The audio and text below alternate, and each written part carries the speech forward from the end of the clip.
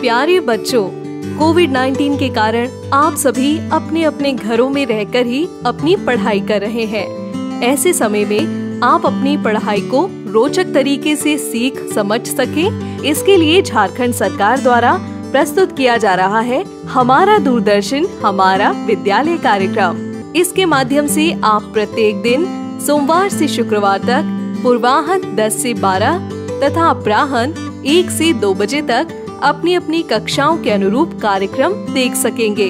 अब पढ़ाई नहीं रुकेगी। स्कूली शिक्षा एवं साक्षरता विभाग झारखंड।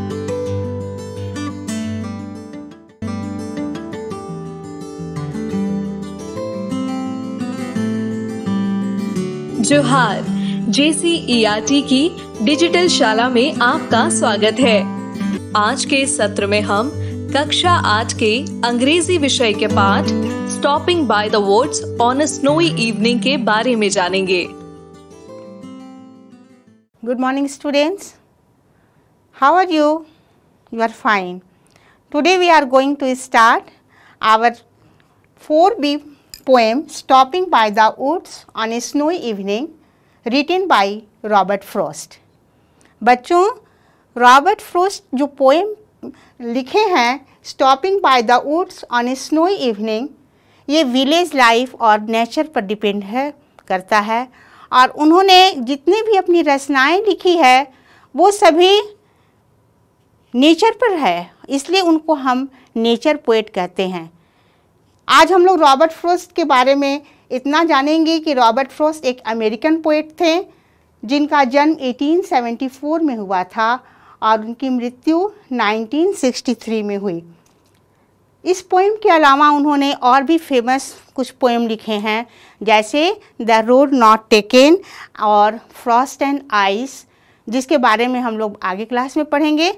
आज हम लोग स्टार्ट करते हैं इस पोएम से, जिसमें उन्होंने बताया है कि किस तरीके से वो एक छोटे से लैंड में, जिसको कि वुड्स कहते हैं, वहाँ रुके हैं और वो शाम का समय है और उनके अंदर किस तरह का फीलिंग आता है, उसके बारे में इस पोएम में हम लोग पढ़ेंगे।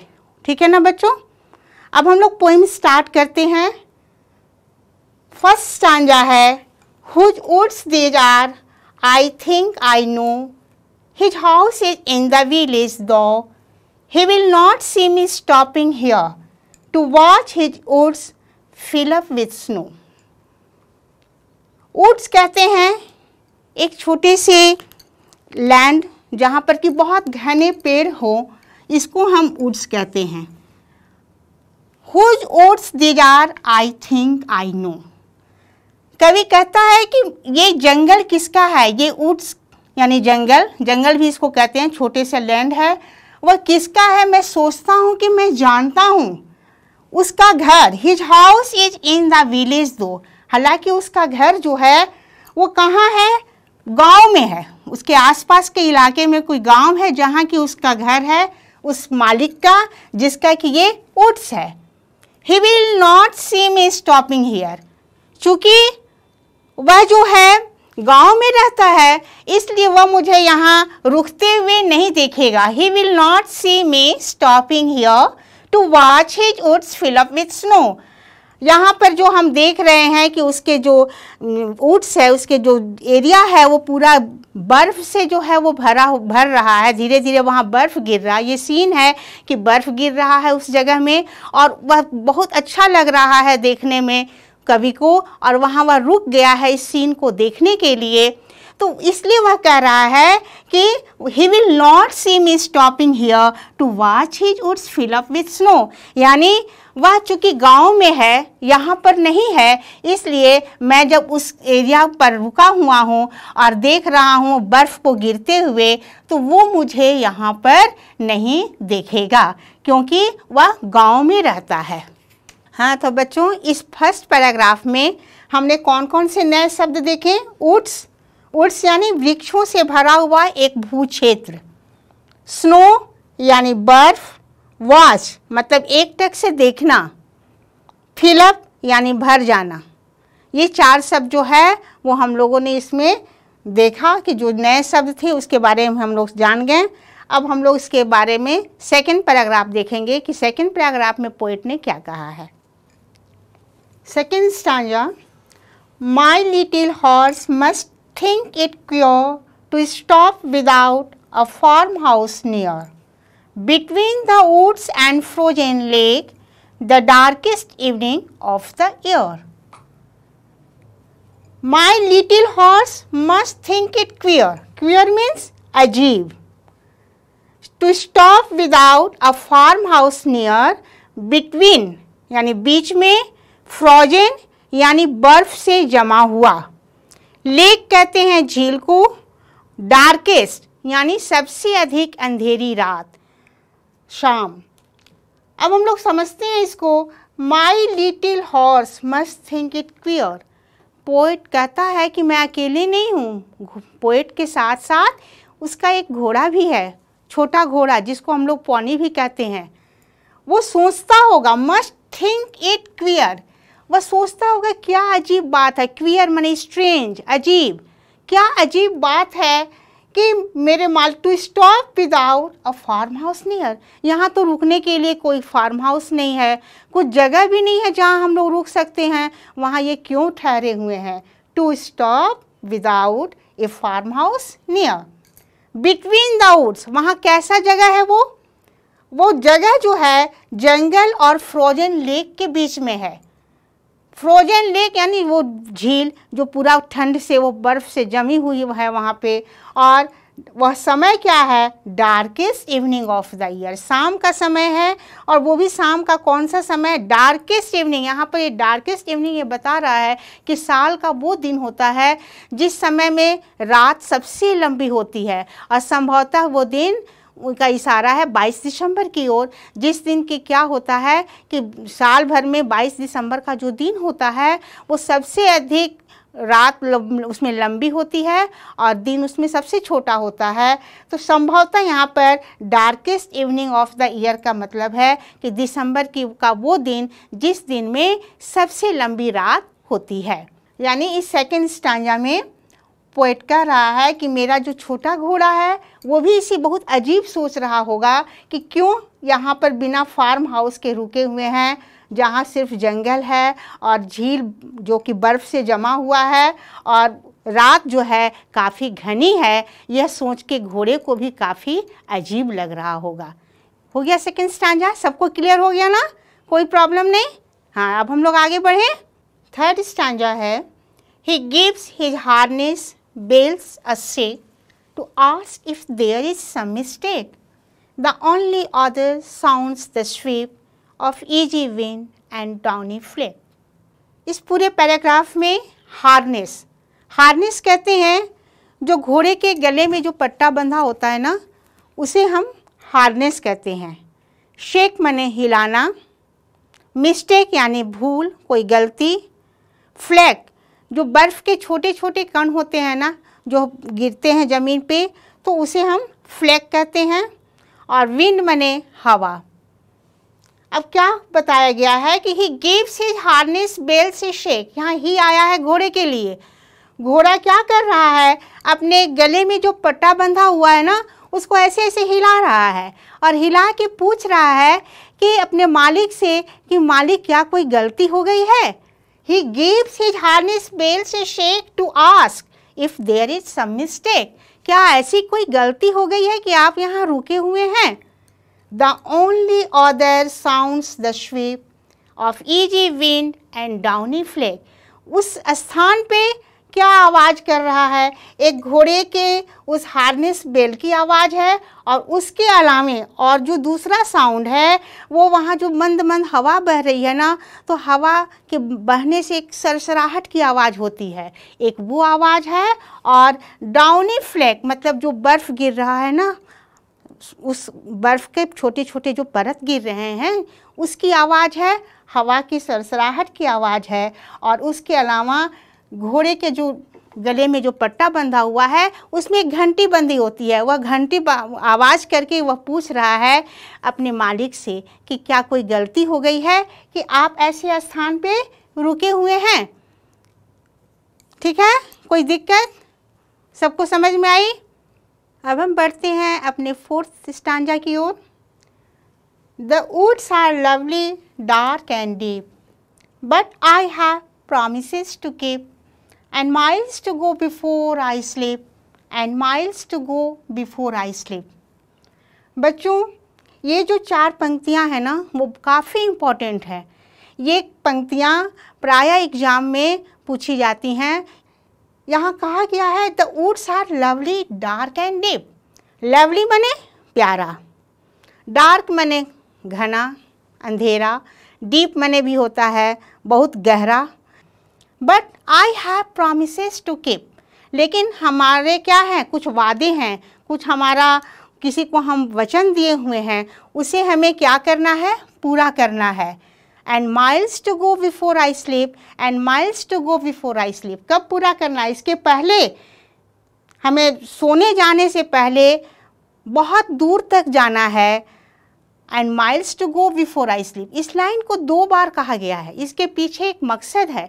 इसके पीछे मकसद है कि हमें अभी बहुत मंजिल तय करने हैं, इसीलिए अभी हमें यहाँ रुकना नहीं है। बच्चों, ये जो पंक्तियाँ हैं ना, इसमें कवि बहुत एक गूढ़ मैसेज हमें दे रहा है। मैसेज ये है जो हमारी ज़िंदगी के यथार्थ से जुड़ा है। हमारी ज़िंदगी में हमें बहुत सारे लायबिलिटी पूरे करने होते हैं। हमें अपने प्रति, अपने परिवार के प्रति, समाज के प्रति, अपने राष्ट्र के प्रति बहुत सारी जिम्मेदारियां निभानी होती है। लेकिन क्या होता है कि हम क्षणिक आकर्षण में आके उसको भूल जाते हैं और हम उस कहीं ना कहीं अपने आप को खो देते हैं। इन पंक्तियों के द्वारा ये मैसेज दिया जा रहा है कि इन क्षणिक खुशी में, क्षणिक आकर्षण में हमें अपने मेन मकसद से भटकना नहीं चाहिए। हमारे सामने जो हमारा उत्तरदायित्व है, हमें उन पर भी फोकस करना चाहिए, हमें उनको भी पूरा करने का कोशिश करना चाहिए। इसलिए ये पंक्ति जो है ये प्रायः एग्ज़ाम में पूछे जाते हैं और ये हमें एक बहुत ही इम्पॉर्टेंट मैसेज देता है कि हमें जो ये ज़िंदगी मिली है इसमें हमें बहुत सारे कर्म करने होते हैं, बहुत सारे कर्तव्य निभाने होते हैं और उन कर्तव्यों को पूरा करना ही हमारा प्रायोरिटी होना चाहिए। हमें इसके बीच में बहुत सारी ऐसी चीज़ें आती हैं जो हमें अपने कर्तव्य से विमुख कर सकती हैं, लेकिन हमें वह नहीं होना है। हमें अपने मेन मंजिल की ओर अपना ध्यान रखना है। इसलिए लास्ट में कहा गया है and miles to go before I sleep, and miles to go before I sleep.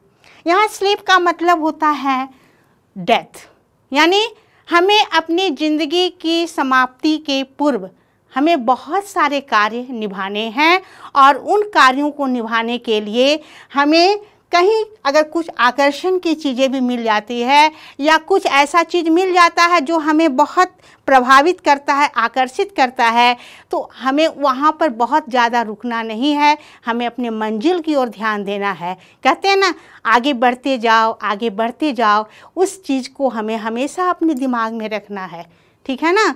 इसलिए ये पोएम जो है हमें एक बहुत गूढ़ संदेश दे रहा है कि अपने ज़िंदगी में हमें अपने ज़िंदगी को काफ़ी सफल बनाना है। बच्चों, एक बार फिर से मैं पूरा पोएम पढ़ती हूँ जिसमें कि आप लोग को उसका अर्थ पता चल जाए और उसके बाद हम लोग इसका क्वेश्चन आंसर देखेंगे।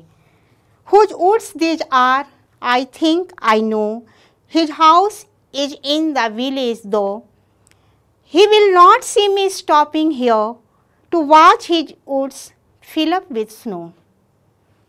My little horse must think it queer to stop without a farmhouse near, between the woods and frozen lake, the darkest evening of the year.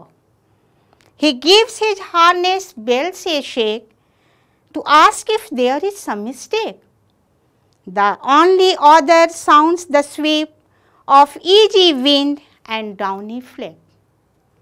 The woods are lovely, dark and deep, but I have promises to keep, and miles to go before I sleep, and miles to go before I sleep.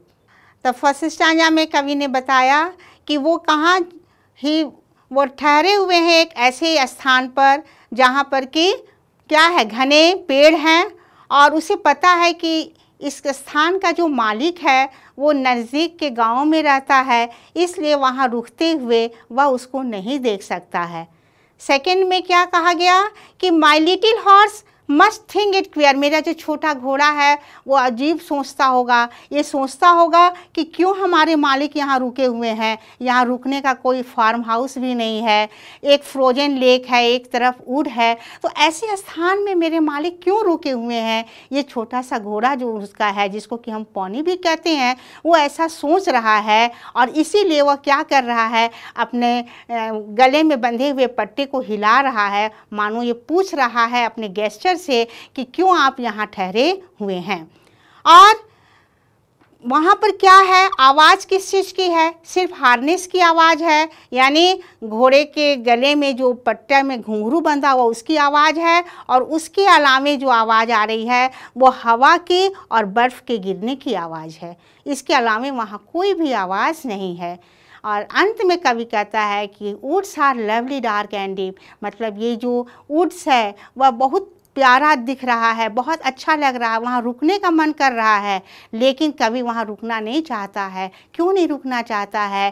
क्योंकि but I have promises to keep and miles to go before I sleep and miles to go before I sleep, मतलब हमें बहुत सारे कार्य करने हैं, बहुत सारे वादे पूरे करने हैं, हमें अपने अंतिम क्षण के पहले, अपनी ज़िंदगी के समाप्त होने के पहले हमें बहुत सारे दायित्व निभाने हैं, इसलिए हम यहाँ नहीं रुक सकते हैं। हमें अपने कर्तव्य का ध्यान रखना है और ज़िंदगी में आगे बढ़ते जाना है।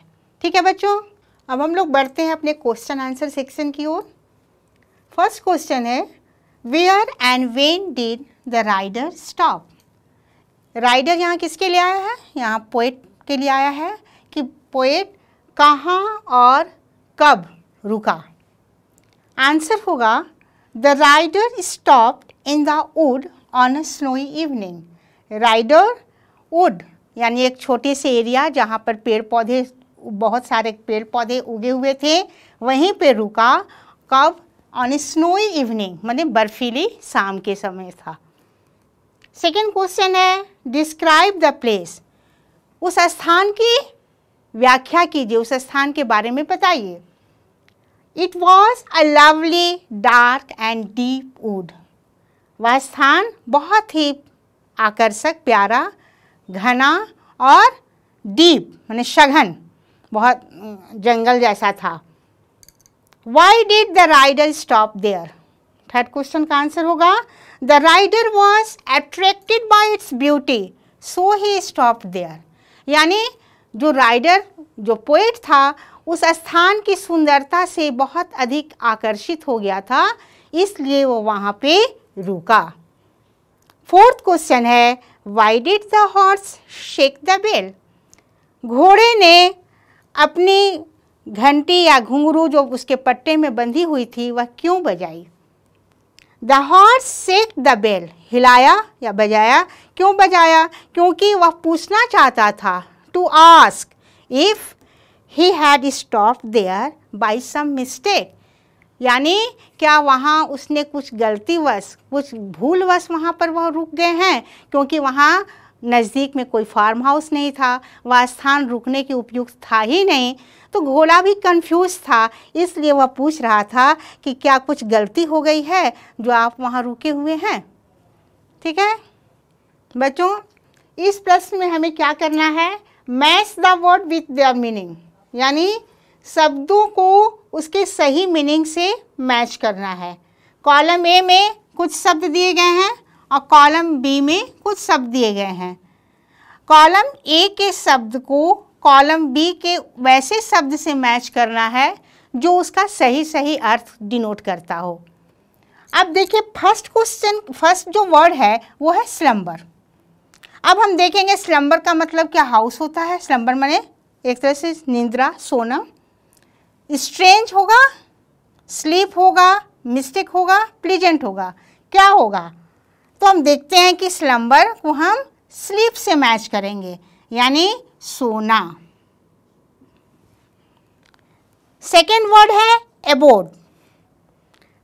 अब एबोर्ड का क्या होगा? एबोर्ड का मतलब आप लोग जानते हैं, माने कोई निवास स्थल, कोई ठहरने का स्थान। तो एबोर्ड को हम यहाँ किससे मिला सकते हैं? तो एबोर्ड को हम मिलाएंगे हाउस से। हाउस माने भी होता है घर, रहने का जगह। थर्ड वर्ड हो गया एरर। कहते हैं ना इसमें कोई एरर है, एरर माने होता है गलती। अब हम सोचेंगे कि कौन सा वर्ड है जिसका कि मतलब गलती होता है। अब हमारे पास 3 वर्ड बच गए, स्ट्रेंज, मिस्टेक और प्लीजेंट। इन तीनों वर्ड में एरर से कौन सा शब्द मेल खाएगा? तो निश्चित रूप से एरर से मेल खा रहा है मिस्टेक। एरर माने भी गलती, मिस्टेक माने भी गलती। अब लवली और क्वियर 2 शब्द हमारे बच गए। लवली माने प्यारा, और यहाँ हमारा शब्द है प्लीजेंट। प्लीजेंट माने भी बहुत अधिक प्यारा, मनमोहक। तो ये लवली को हम किससे मिलाएंगे? प्लीजेंट से।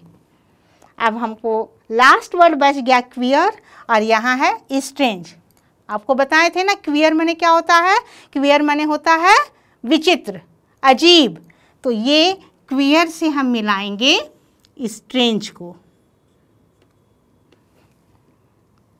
तो इस तरीके से हमने 5 ये वर्ड के नए मीनिंग देखे। स्लम्बर यानी स्लीप, एबोर्ड यानी हाउस, एरर यानी मिस्टेक, लवली यानी प्लीजेंट और क्वियर यानी स्ट्रेंज। क्लियर हुआ सबको? ओके। यहाँ हमें क्या करना है कि answer the following question with reference to context. Reference to context का मतलब होता है ये जो हमें पंक्तियाँ दी गई है इसी के आधार पर हमें प्रश्नों का उत्तर देना है। ये पंक्तियाँ हैं, the woods are lovely, dark and deep, but I have promises to keep, and miles to go before I sleep, and miles to go before I sleep। यानी जो वुड्स है वो काफ़ी प्यारा है, घना अंधेरा वहाँ पर है, बहुत सघन है, लेकिन आई हैव promises to keep, मुझे बहुत सारे प्रॉमिस पूरा करने हैं इसके पहले कि मैं सोने जाऊं। Miles to go before I sleep, माने मेरे सोने जाने से पहले मुझे बहुत सारे मील की दूरी तय करनी है, इसलिए हमें क्या करना है? आगे बढ़ना है। अब इसी आधार पर हमको इन प्रश्नों का उत्तर देना है। फर्स्ट क्वेश्चन है, where do you think the rider is going? आप क्या समझते हैं कि राइडर जो घोड़े पर जो सवार है वो कहाँ जा रहा है? तो इसके आधार पर हम आंसर देंगे, the rider is going far away from the woods. जो राइडर है वो उस जंगल से, उस वुड से काफ़ी दूर जा रहा है, उसको बहुत दूर जाना है। सेकेंड क्वेश्चन है, why can't the rider enjoy the beauty of woods for a long time? जो राइडर है, जो सवार है, वो बहुत लंबे समय तक उस वुड्स की ब्यूटी को क्यों नहीं परख सकता है, उसका आनंद उठा सकता है? तो बच्चों इसका आंसर क्या होगा? The rider can't enjoy the beauty of woods for a long time. वह बहुत लंबे समय तक वहाँ पर उसका आनंद नहीं उठा सकता है, उस लवली स्थान का निहारने का आनंद नहीं उठा सकता है। इसलिए नहीं उठा सकता क्योंकि he has to cover a long distance before night. वो शाम का समय है और रात्रि होने के पहले उसको बहुत ज़्यादा दूरी तय करनी है। अगर वो वहाँ रुके रह जाएगा तो उसको आगे जाने में परेशानी होती, इसलिए वह वहाँ पर ज़्यादा समय तक नहीं रुक सकता।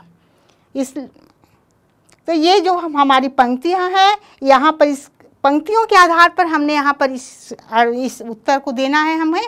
और ऐसे इसका जो मीनिंग था, जो गूढ़ मीनिंग था, जो इसका उद्देश्य था, वो मैंने आप लोगों को बता ही दिया है कि इसका उद्देश्य ये है कि हमें अपने ज़िंदगी में हमेशा आगे अपने उद्देश्य की पूर्ति के लिए आगे बढ़ना है। क्षणिक चकाचौंध में हमें रुकना नहीं है। ठीक है? ओके। इस प्रसारण से संबंधित सुझाव, अपने प्रश्न इत्यादि आप हमें jcertrg@gmail.com तथा टोल फ्री नंबर 1800 5728 585 पर संपर्क कर सकते हैं।